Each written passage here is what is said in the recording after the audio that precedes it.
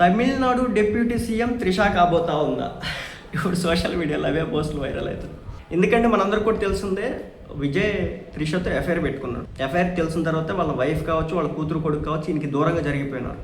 ఏ భార్య అయినా సరే ఇంకొక దాంతో ఎఫ్ఐఆర్ పెట్టుకుంటే కనుక కడుపు మండుతా రగాదులు అయితే ఉంటుంది అనమాట. సో ఇప్పుడు ఇదే జరుగుతూ ఉందన్నమాట.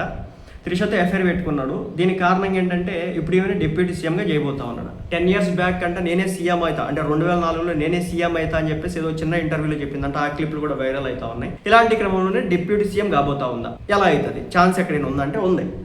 విజయ్ 2 చోట్ల పోటీ చేసిన, ఒకటి వచ్చేసి పెరంబూర్, 2 వచ్చేసి తిరుచి ఈస్ట్. సో 2 చోట్ల కూడా విజయం సాధించినాడు. ఒక ఎమ్మెల్యే అభ్యర్థి ఒకే చోట నుంచి గెలిచి ఉండాలి. ఇప్పుడు 2 చోట్ల నుంచి ఎందుకు గెలిచినాడంటే నమ్మకం లేక, ఒక చోట ఓడిపోయిన ఇంకో చోట గెలుస్తాడనే నమ్మకంతో ఆయన 2 చోట్ల వేసుకున్నాడు. ఆయనకి 100% షూర్ లేదు అక్కడ. కాబట్టి ఆయన ఇప్పుడు ఏమైందంటే 2 చోట్ల ఓడిపోయినాడు, గెలిచినాడు, 2 చోట్ల గెలిచినాడు. కాబట్టి ఒక సీట్ని ఇప్పుడు ఆయన వదులుకోవాల్సి ఉంటుంది. అది పెరంబూరా, తిరుచి ఈస్టా, రెండిట్లో ఒకటి.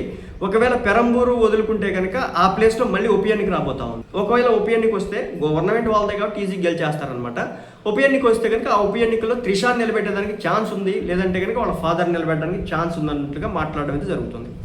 ఒకవేళ త్రిషాని నిలబెడితే కనుక త్రిష ఒకప్పుడు కోరుకున్నటువంటి కోరిక, నేను సీఎం కావాలా, విజయ్ ఎట్లాగో సీఎం అవుతాడు కాబట్టి ఈమె డిప్యూటీ సీఎం చేస్తారన్నట్లుగా కొన్ని టాక్స్ అయితే నడుస్తున్నాయి. 100% షూర్ అయితే కాదు, బట్ నడుస్తున్నాయి. ఎందుకంటే నిన్న ఈమె బర్త్డే అంట. ఈమె తిరుపతి దేవస్థానానికి వచ్చి దైవ దర్శనం చేసుకుని ప్రార్థనలు చేసింది.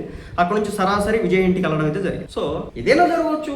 త్రిష ఆంధ్ర రాష్ట్రానికి డిప్యూటీ సీఎం పవన్ కళ్యాణ్, తెలంగాణకి ఎవరో నాకైతే తెలియదు, బట్టి విక్రమార్క గారు అనుకుంటా, నో ఐడియా. కానీ ఇప్పుడు తమిళనాడుకి అవ్వడానికి అయితే ఛాన్సెస్ కనిపిస్తా ఉన్నాయి.